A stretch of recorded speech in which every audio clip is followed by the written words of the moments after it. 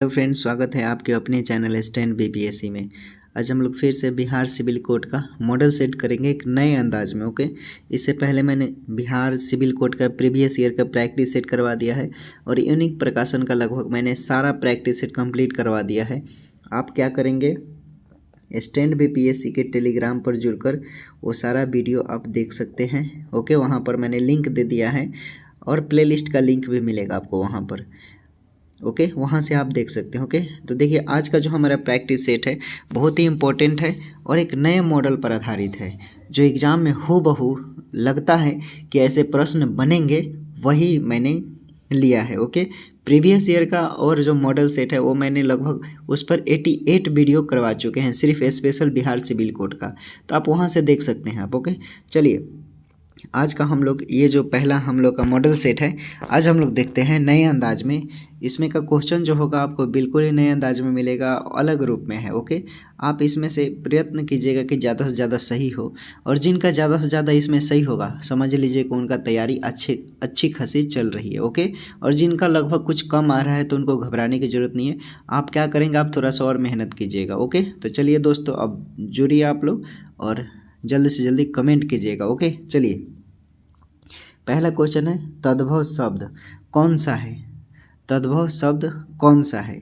Option है धैर्य, लाज, परस्पर, वातावरण। इसमें से क्या होगा? तो देखिए अगर आप लोग जानते हैं तो आप पहले कमेंट कर सकते हैं, आंसर तो हम बताएंगे ही।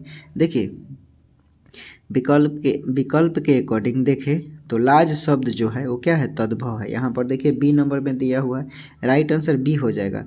लाज क्या है? तद्भव का तत्सम रूप है। ओके, इसलिए इसे लाजा भी बोलेंगे। ओके, तद्भव संस्कृत से उत्पन्न या विकसित हुई शब्द है, आपको पता होगा। ओके, तो इस चीज़ को आप याद रखेंगे, समझ गए। आगे देखिए, विशेषण के रूप में प्रयुक्त होने वाला शब्द है। विशेषण के रूप में प्रयुक्त होने वाला शब्द है तो क्या होगा? इसमें से ऑप्शन में से क्या हो जाएगा? राइट आंसर तात्विक हो जाएगा। ओके, राइट आंसर तात्विक हो जाएगा। आगे देखिए, चिदानंद शब्द में कौन सी संधि है?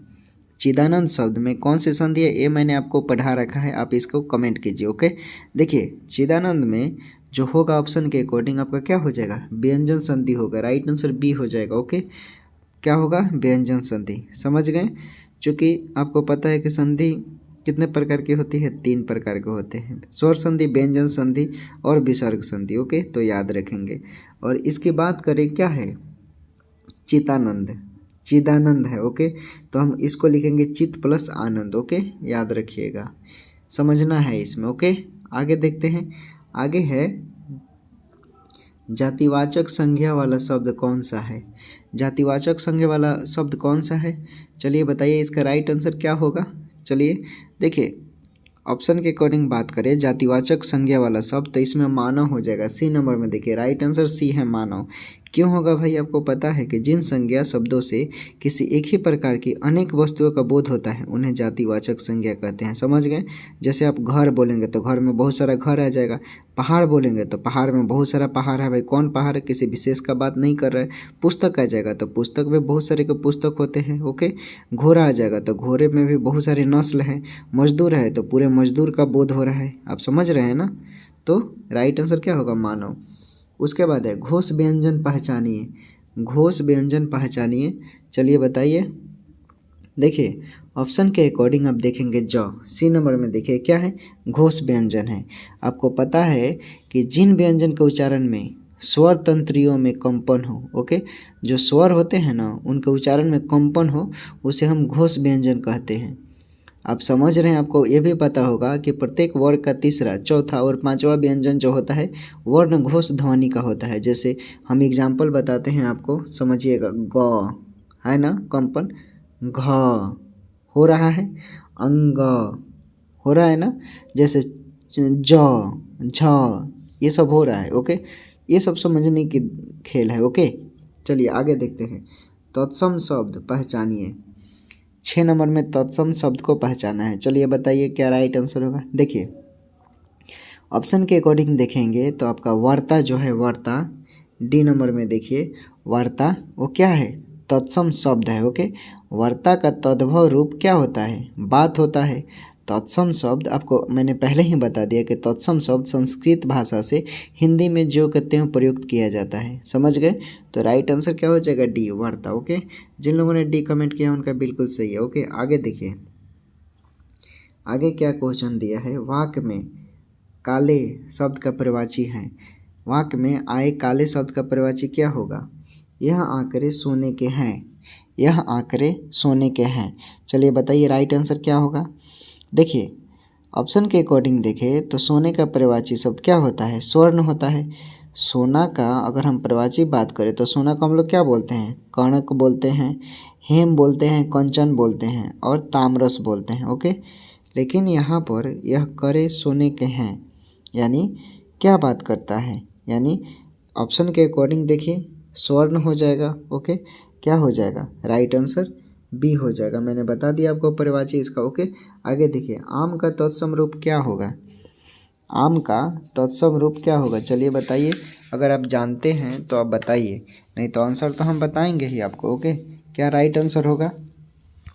कमेंट कीजिए लोग। देखिए अगर बात करें हम आम का तत्सम रूप तो आपको पता है ऑप्शन के अकॉर्डिंग आम का क्या हो जाएगा? आम्र हो जाएगा। ओके, राइट आंसर डी हो जाएगा। आगे देखिए, उज्ज्वल का संधि विच्छेद करना है आपको।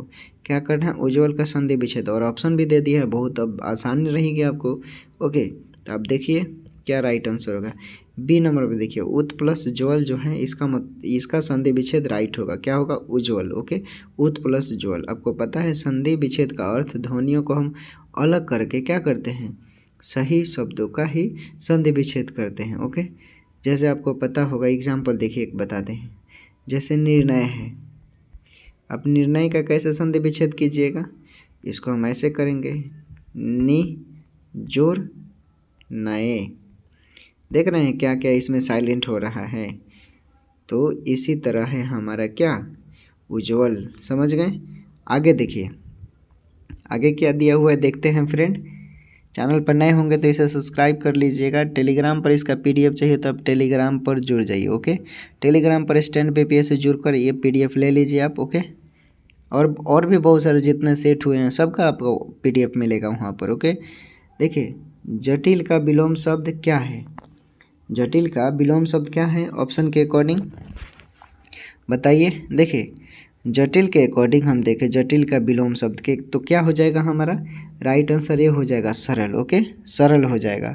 आपको पता है कि ये नहीं पूछा हुआ, छोड़िए रहने देते। ओके, सरल ही पूछा है। आगे कोई देखिए, हम वैसे ही क्वेश्चन हमें देखना है जो इम्पोर्टेंट हो, सिलेक्टेड हो और टू द पॉइंट हो। ओके, इधर उधर भागने की जरूरत नहीं है। ओके, आगे देखिए, राजभवन में कौन सा समास है? राजभवन में कौन सा समास है? ऑप्शन के अकॉर्डिंग देखिए क्या राइट आंसर होगा, कमेंट कीजिए। देखिए राजभवन में अगर हम देखें ऑप्शन के अकॉर्डिंग तो हमारा तत्पुरुष समास हो जाएगा। राइट आंसर ए हो जाएगा। मैंने बताया था पिछले वीडियो में कि जिस सभी समास के पदों का अंतिम खंड प्रधान हो उसे हम तत्पुरुष समास कहते हैं। जैसे राजभवन है तो राजा का भवन। ओके, राजपुत्र है तो क्या होगा? राजा का पुत्र यानी राजपुत्र हुआ। ओके, उसी तरह इस पद में हमें क्या देखने को मिलता है? यानी जो भवन है, भवन क्या है? प्रधान पद को इंडिकेट कर रहा है। संबंध कारक के प्रत्यय जैसे का है तो का यहाँ पर क्या है? लोप हो गया है। और यहाँ दोनों पद राजा और भवन जो है वो क्या करते हैं? समस्त पद में राजभवन बन गए हैं। समझ रहे हैं ना हम क्या बोल रहे हैं, क्या बताने का प्रयास कर रहे हैं? तो यही समझना है दोस्तों। ओके, आगे देखिए, श्री गणेश का विलोम शब्द है। श्री गणेश का विलोम शब्द क्या होगा ऑप्शन के अकॉर्डिंग? चलिए बताइए, कमेंट कीजिए। देखिए श्री गणेश की बात करें तो राइट आंसर ए हो जाएगा। ओके, राइट आंसर ए, इतिश्री। ओके, आगे देखिए, आगे क्वेश्चन रहा आपके डिस्प्ले पर। ताप का विलोम शब्द होगा। ताप का विलोम शब्द क्या होगा ऑप्शन के अकॉर्डिंग? चलिए बताइए आप लोग, हम बताते हैं। ओके, देखिए ताप का विलोम शब्द ऑप्शन के अकॉर्डिंग देखें तो हमारा शीत हो जाएगा। ओके, राइट आंसर बी हो जाएगा। आपको पता है कि अगर हम बात करें और कुछ विलोम शब्द के जो एग्जाम में पूछे गए हैं, जैसे रंक पूछा गया है। क्या है? रंक। रंक का क्या होता है? धनवान।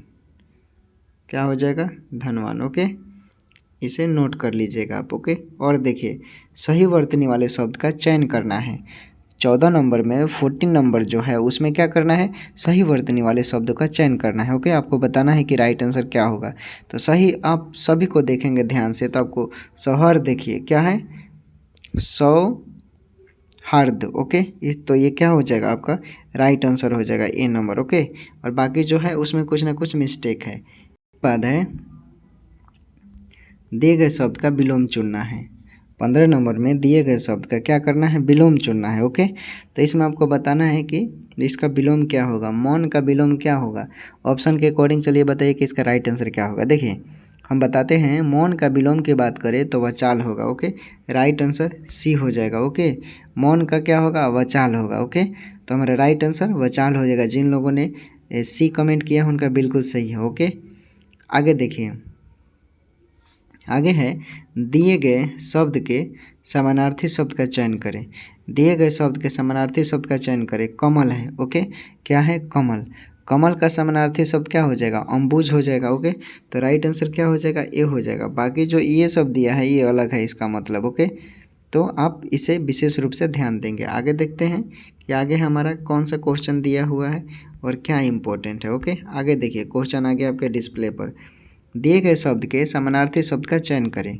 दिए गए शब्द के समानार्थी शब्द का चयन करें। क्या करना है आपको, जो ऑप्शन ये दिया है पुष्प, आपको बताना है कि पुष्प जैसा कौन सा इसमें जो शब्द है वो समान भाव उत्पन्न करते हैं। ओके, देखिए पुष्प का समानार्थ की बात करें तो ऑप्शन के अकॉर्डिंग क्या हो जाएगा, ऑप्शन के अकॉर्डिंग क्या होगा।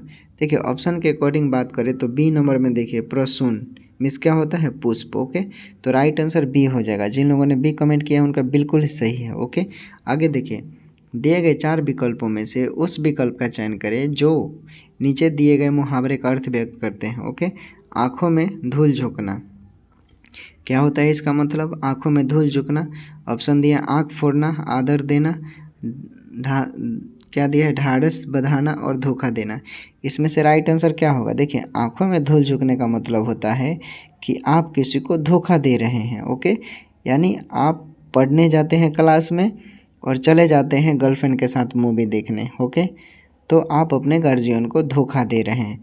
आपके पिताजी माताजी तो सोच रहे हैं कि मेरा लड़का दिल्ली में जाकर आईएएस और बीपीएससी का तैयारी कर रहा है। ओके, लेकिन वहाँ पर कुछ और होता है। लेकिन ऐसा नहीं करना है। आप लोग बिहार सिविल कोर्ट के पटना में तैयारी कर रहे हैं तो क्या करना है, आपको मूवी देखने नहीं जाना है, आपको सिर्फ पढ़ना है। ओके, आगे देखिए राइट आंसर क्या हो जाएगा, धोखा देना। ओके, जिन लोगों ने डी कमेंट किया उनका बिल्कुल सही है।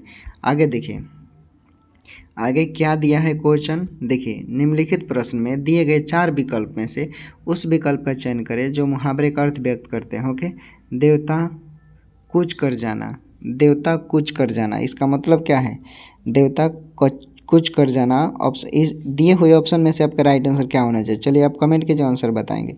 देखिए देवता कूच कर जाना कहने का मतलब है कि जो ये मुहावरा दिया है यानी देवता कूच कर गया है, यानी आप घबरा जाते हैं, कोई आपके साथ विपद पड़ता है उस सिचुएशन में आप डर जाते हैं, घबरा जाते हैं, आपके पास सोचता नहीं है कि क्या करना है आपको। ओके, तो इसके अकॉर्डिंग देखें तो राइट आंसर हमारा क्या हो जाएगा, डी हो जाएगा। ओके, डी राइट आंसर हो जाएगा। जिन लोगों ने डी कमेंट किया उनका बिल्कुल सही है।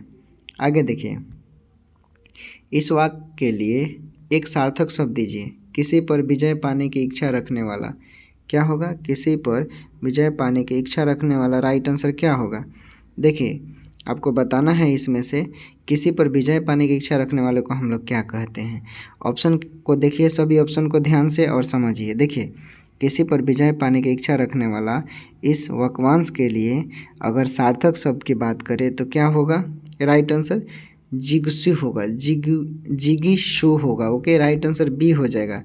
आपको पता है कि रात्रि के पूर्व भाग का जो समय होता है उसके लिए हम क्या प्रयोग करते हैं, प्रदोष। ओके, तो यहाँ पर वो नहीं पूछा है, हल्के आप इम्पोर्टेंट है, वो पूछा हुआ है 2014 का था इसलिए मैंने बता दिया। ओके, अब देखिए क्या करते हैं, इंग्लिश आ गया, इम्पोर्टेंट है। ओके, तो इंग्लिश को हम लोग कर लेते हैं। देखिए इंग्लिश हिंदी क्लर्क और पियोन, स्टेनो सभी के लिए इम्पोर्टेंट है, इग्नोर नहीं करेंगे, इसलिए आप लोग विशेष रूप से करेंगे। और जो क्लर्क वाले हैं उनके लिए जीके जीएस बहुत इंपॉर्टेंट है। ओके, पियोन को छोड़कर बाकी जीके जीएस सभी पोस्टों के लिए अनिवार्य है, तो जीके जीएस को आप इग्नोर नहीं करेंगे। ओके, जीके जीएस से 15 से 20 प्रश्न बनते हैं, 15 से 20 प्रश्न, तो कितना इंपॉर्टेंट है आप समझ रहे हैं। सभी के लिए आप धुरंधर होने जरूरी हैं। ओके, चलिए इंग्लिश का क्वेश्चन देखते हैं। देखिए दिया है a person who readily believe other. Okay, आपको इसमें से बताना है कि a person who readily believe other credulous. Okay, क्या होगा इसका राइट आंसर, क्या होगा यानी जो दूसरे पर आसानी से विश्वास करता है उसके लिए। मैंने आंसर ही आप लोगों को पहले बता दिया, सॉरी माफ़ कीजिएगा, क्रेडुलस इसका राइट आंसर होगा। ओके, पहले ही बता दिया। ओके, यानी जो दूसरे पर आसानी से विश्वास करता है उसको क्रेडुलस बोलते हैं। ओके, राइट आंसर बी हो जाएगा। आगे देखिए, आगे देखते हैं। The political leaders has an evil reputation, he is not trusted, he is not trusted। Okay, तो इसमें से आपको बताना है the political leader has an evil reputation, he is not trusted, यानी कुख्यात जिसको बोलते हैं, कुख्यात। ओके, तो इंग्लिश में देखिए कुख्यात को इंग्लिश में हम क्या बोलते हैं, तो नोट्रियस। ओके, ऑप्शन में देखिए ए नंबर में दिया हुआ है राइट आंसर। ओके, आगे देखिए ए person who help even a stranger in difficulty.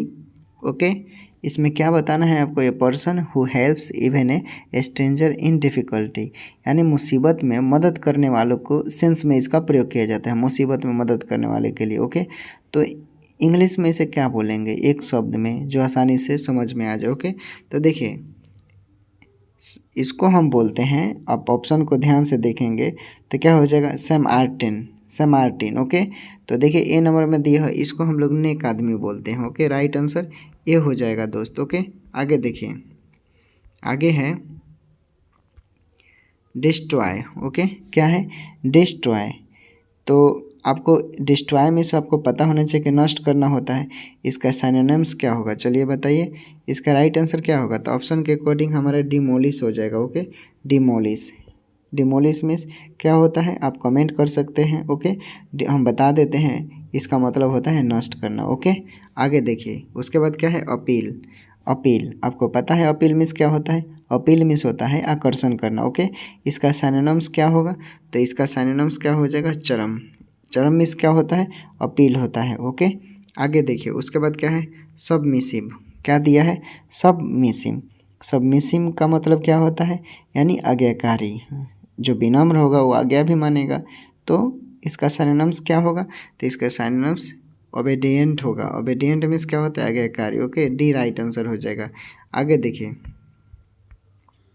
आगे है क्वेश्चन कि इसमें से आपको बताना है कि कौन भिन्न है। ओके, अलग है, 3-4 ऑप्शन दिया है, इसमें सबको सिर्फ ये पहचाना है कि इसमें अलग कौन है। ओके, तो देखिए 27 नंबर का बताइए। सभी ऑप्शन को आप ध्यान से देखेंगे। देखिए इसमें बी नंबर में जो देखिए ये लिखा हुआ है लेस्प, क्या लिखा है लेस्प का मतलब होता है कि बीत जाना। ओके, बीत जाने के सेंस में प्रयोग करते हैं। ओके, तो राइट आंसर बी हो जाएगा। और बाकी जो है इसका कहीं ना कहीं ये एक जैसे हैं, तीनों का मीनिंग एक जैसा। ओके, आगे देखिए 28 नंबर में भी आपको इसी तरह पहचानना है कि एक जो वर्ड है वो इन सब से अलग है, उसको सिर्फ आपको पहचानना है। ओके, तो 28 नंबर में देखते हैं हम क्या है। देखिए वायलेंस दिया है यहाँ पर ए नंबर में, इसका मतलब हिंसा होता है, बाकी का जो है ये एक दूसरे से रिलेट है। ओके, आगे देखिए 29 नंबर में देखेंगे कि इसमें से कौन सा अलग शब्द है। ओके, देखिए आप देखेंगे ऑप्शन नंबर डी में मटेरियल, जहाँ पर लिखा है मटेरियल। ओके, तो ये क्या है मटेरियल का, हम लोग सही बात करें इसमें तो आपको पता है कि क्या हो जाएगा, मटेरियल जो लिखा है में, इसके बदले हम क्या लिखते हैं, यानी मटेरियल लिखते हैं। ओके, तो राइट आंसर क्या हो जाएगा हमारा डी। ओके, क्योंकि यहाँ पर गलत है लिखा है और यहाँ पर मिसस्पेल्ड वाला हम लोग को पकड़ना है, कब क्या पूछ देगा इंग्लिश में, वही थोड़ी सी समझने की बात है। ओके, तो इस चीज़ को आप लोग विशेष रूप से फोकस करेंगे। ओके, आगे देखिए, आगे है to throw dust in one's eye, to throw dust in eye कहने का मतलब है कि धोखा देना, क्या होता है टू थ्रोस्ट डस्ट इन आई, किसी के आंखों में आप क्या धूल झोंकते हैं, यानी कहने का मतलब क्या है धोखा देना, यानी क्या बोलेंगे to decide, okay to deceive, sorry to deceive बोलेंगे, ओके। राइट आंसर क्या हो जाएगा बी हो जाएगा, ओके। जिन लोगों ने बी कमेंट किया उनका बिल्कुल सही है। आगे देखिए दी अल्फ़ा एंड ओमेगा क्या है, दी अल्फ़ा एंड ओमेगा को क्या बोलेंगे, देखिए दी अल्फ़ा एंड ओमेगा यानी कहने का मतलब प्रारंभ और अंत, जिसको हम अलग फॉर्म में बोले बिगनिंग एंड एंड, ओके। तो देखिए राइट आंसर ए में देखिए दिया हुआ है, राइट आंसर ए हो जाएगा।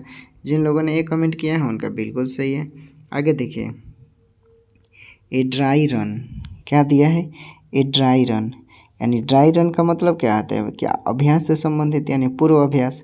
पूर्व अभ्यास को हम इंग्लिश में एक कैसे बोलेंगे, यानी ये रिहर्सल, रिहर्सल बोलते हैं ना, उसी को बोलते हैं। तो राइट आंसर बी हो जाएगा, ओके। आगे देखिए इसमें क्या करना है, in the following question out of the four alternative choose the one which best express the opposite meaning of the word given in capital letter, okay. LA दिया है, ओके 33 में, यानी क्या बताना है आपको, ये देखिए LA का मतलब होता है दोस्त, और दोस्त होगा तो जाहिर सी बात है वो सहयोगी होगा, तो आप दोस्त भी बोल सकते हैं और सहयोगी भी बोल सकते हैं। लेकिन यहाँ पर आपको क्या बताना है, विलोम बताना है इसका, ओके। क्या बताना है विलोम, तो इसका एंटोनिम्स क्या हो जाएगा, इनिमी होगा ना भाई। तो राइट आंसर इनिमी में से दुश्मन होता है, सी राइट आंसर हो जाएगा, ओके। जिन लोगों ने सी कमेंट किया है उनका बिल्कुल सही है। आगे देखिए ओवरलुक, ओवरलुक का बताना है आपको कि ओवरलुक का मतलब होता है उपेक्षा करना या नज़रअंदाज।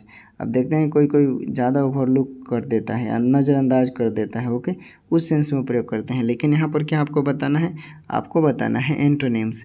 तो यहाँ पर एंटोनिम्स इसका क्या हो जाएगा, यानी नोटिस करना, ओके। राइट आंसर बी हो जाएगा, ओके।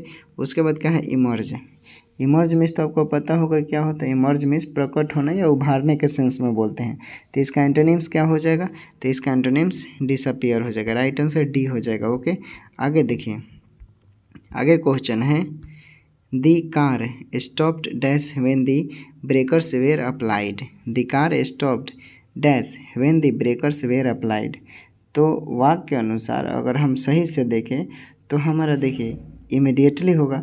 अगर मान लीजिए कोई गड्ढा वड्ढा अचानक या ब्रेकर आ जाता है तब क्या लगाते हैं, तुरंत ब्रेक लगाते हैं, तो राइट आंसर बी हो जाएगा, ओके।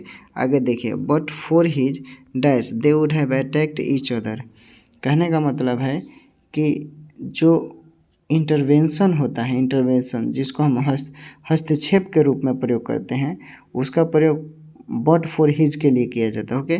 तो राइट आंसर बी हो जाएगा, ओके। जिन लोगों ने बी कमेंट किया उनका बिल्कुल सही। आगे देखिए we can dash ourselves from the rain by wearing and raincoat, okay. We can dash ourselves from the rain by wearing a raincoat, okay. 38 में क्या बताना है, प्रोटेक्ट बताना है आपको, प्रोटेक्ट के सेंस में, चूँकि सेंटेंस हमारा क्या बोल रहा है, रेन के सेंस में नॉट अदर, ओके। तो आप वहाँ पर क्या करेंगे, सुरक्षित करेंगे अपने आप को, ओके। तो राइट आंसर प्रोटेक्ट हो जाएगा हमारा, ओके। प्रोटेक्ट सी नंबर में है, ओके। तो हिंदी इंग्लिश कंप्लीट हो गया, पियोन क्लर्क स्टेनो सभी के लिए है, ओके। अब यहाँ पर स्पेशल मैंने क्लर्क के लिए ये क्या कर दिया है, उनके लिए बहुत सारे लोगों ने मैसेज किया था कि सर हम लोगों के लिए भी थोड़ा कल्याण कीजिए, कि क्लर्क के लिए भी थोड़ा जीके जीएस जोड़ दीजिए, ओके। तो देखिए जीके जीएस आप लोगों के लिए वही हम लाए हैं जो एग्ज़ाम पर आधारित होंगे, ओके। ऐसा नहीं करना है कि कुछ भी हमको इधर से उधर जोड़ देना है, जो इम्पोर्टेंट जीके जीएस है वही आप लोगों के लिए हम कर रहे हैं, बिहार सिविल कोर्ट वालों के लिए। पियोन में जीके जीएस नहीं है, इसलिए आप लोग इसे स्किप भी कर सकते हैं। अगर नॉलेज के लिए देखिए तो अच्छा है, और भी दूसरे एग्ज़ाम होंगे उसमें तो भाई पूछेगा, ओके। तो इस पर आप विशेष रूप से फोकस करेंगे, ओके। देखिए पहला क्वेश्चन है किसी धन विधेयक के लोकसभा में पारित होने के बाद राज्यसभा उस विधेयक को अधिकतम कितने दिनों के भीतर लोकसभा में लौटा सकती है, कितने दिनों के भीतर, तो राइट आंसर 14 दिनों के भीतर, 14 दिन, ओके। चलिए आगे देखिए, आगे देखते हैं कि क्या क्वेश्चन है आपका, ओके। आप लोग अगर देखिए पहले से जानते हैं तो आप बता सकते हैं कि इसका राइट आंसर क्या होगा, नहीं जानते हैं तो हम तो बता ही देंगे, ओके। निम्नलिखित में से किसका निर्माण शाहजहां द्वारा नहीं करवाया गया था। देखिए अगर ऑप्शन को आप देखेंगे बुलंद दरवाज़ा बी नंबर में, ये क्या शाहजहां ने नहीं करवाया था। बुलंद दरवाज़ा का निर्माण मुग़ल बादशाह अकबर द्वारा 1572 से 1973 में करवाया गया था। ओके, इम्पोर्टेंट है फ्रेंड। ओके, आगे देखिए, आगे क्या है, सागरमाला परियोजना का उद्देश्य क्या है। 4 ऑप्शन दिया है। सागरमाला परियोजना का उद्देश्य क्या है, तो देखिए राइट आंसर सागरमाला परियोजना का उद्देश्य अगर आप पढ़े होंगे तो घरेलू कार्गो एवं एक्जिम कार्गो की लॉजिस्टिक्स लागत को कम करना होता है। ओके, राइट आंसर बी हो जाएगा। ओके, बी हो जाएगा। आगे देखिए, आगे देखते हैं। आगे क्वेश्चन है, भारतीय संविधान का कौन सा अंग जर्मनी के संविधान से प्रेरित है। तो आपको पता है आपातकाल के दौरान मौलिक अधिकारों का निलंबन। ओके, तो राइट आंसर क्या हो जाएगा आपका, ए हो जाएगा। ओके फ्रेंड, ए हो जाएगा। आगे देखिए, आगे देखते हैं क्या दिया हुआ है। आगे है, इनमें से कौन गोल्डन मैन पर्यावरण पुरस्कार का विजेता नहीं है। गोल्डन मैन पर्यावरण पुरस्कार का विजेता नहीं है, चलिए बताइए। तो देखिए वंदना शिव जो है ये इसके विजेता नहीं है। ओके, आगे देखिए, भारत सरकार के लेखा 3 भागों में तैयार किए जाते हैं, निम्नलिखित में से कौन सा इन तीनों में से एक नहीं है। ओके, आपको बताना है कि इसमें से इसका राइट आंसर क्या होगा। ओके, देखिए वंदना शिव गोल्डन मैन की बात करें तो वो सही बात है, सही मैंने बताया अभी वो सही है। ओके, लेकिन हमें बताना क्या है नेक्स्ट क्वेश्चन, भारत सरकार के लेखा 3 भागों में तैयार किए जाते हैं, निम्नलिखित में से कौन इस तीनों में से एक नहीं है। ओके, ये बताना है। देखिए सारे ऑप्शन को देखिएगा तो सहकार निधि देखिए बी नंबर में है। ये क्या है, भारत सरकार के लेखा 3 भागों में तैयार किए जाते हैं, सहकारी निधि इनमें शामिल नहीं है। ओके, तो राइट आंसर बी हो जाएगा। ओके, आगे देखिए, आगे देखते हैं कि निम्नलिखित में से कौन सा कथन नेताजी सुभाष चंद्र बोस से संबंधित नहीं है। कौन सा संबंधित नहीं है नेताजी सुभाष चंद्र बोस से, तो देखिए आप सी नंबर में देखिए, वो संविधान के मसौदा समिति के सदस्य थे, ये बिल्कुल भी सही नहीं है। ओके फ्रेंड, बाकी जो ए है, बी है, डी है, उन्होंने आज़ाद हिंद फौज की स्थापना की, बिल्कुल सही है।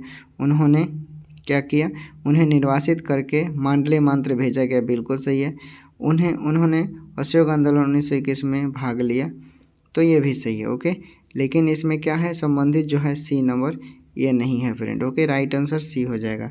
आगे देखिए, आगे देखते हैं क्या दिया हुआ है। देखिए आगे क्वेश्चन है कि भारत में राष्ट्रीय गरीबी रेखा के बारे में 2014 की रंग राजन समिति की रिपोर्ट के अनुसार निम्नलिखित में से कौन सा कथन सही नहीं है। 48 में आपको बताना है कि कौन सा कथन सही नहीं है। तो देखिए बी नंबर में देखेंगे, शहरी क्षेत्र में रहने वाले ऐसे व्यक्ति जिसका मासिक आय प्रति व्यक्ति उपभोग 1407 रुपये से कम है, उन्हें क्या माना गया है, गरीब माना गया है। ओके, तो समझ गए। आगे देखिए, आगे क्वेश्चन देखते हैं कि इनमें से किस आंदोलन का नेतृत्व महात्मा गांधी ने नहीं किया था। इनमें से किस आंदोलन का नेतृत्व महात्मा गांधी ने नहीं किया था। तो आप देखिए ऑप्शन नंबर 1928 है ए में, बारदोली सत्याग्रह, इसमें उन्होंने नेतृत्व नहीं किया था।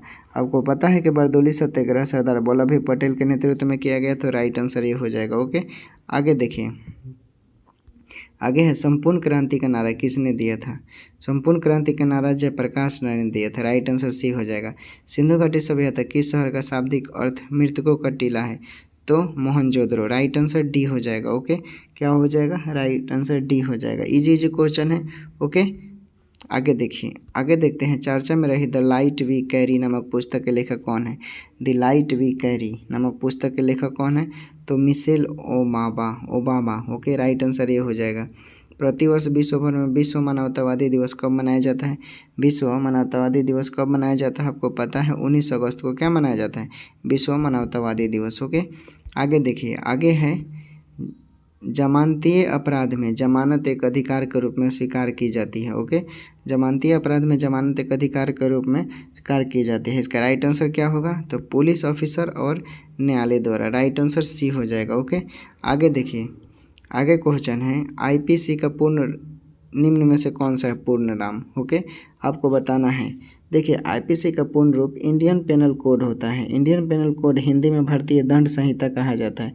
इसकी स्थापना 1860 में हुआ था। इसी के तहत हमारा संविधान धारा अनुच्छेद चलता है। ओके, आगे देखिए, आगे क्वेश्चन है आपके सामने कि गति का दूसरा समीकरण डैश और उस समय के बीच का संबंध होता है। क्या होता है भाई, चलिए बताइए। ये तो हमको लग रहा है कि 8 क्लास का है, 8 क्लास में पढ़ना है ये सब। ओके, राइट आंसर क्या हो जाएगा, स्थिति। ओके, गति का दूसरा समीकरण स्थिति और समय के बीच का संबंध देता है। ओके, डैश द्वारा निश्चित अनुपात का नियम उदित किया गया है, डैश द्वारा।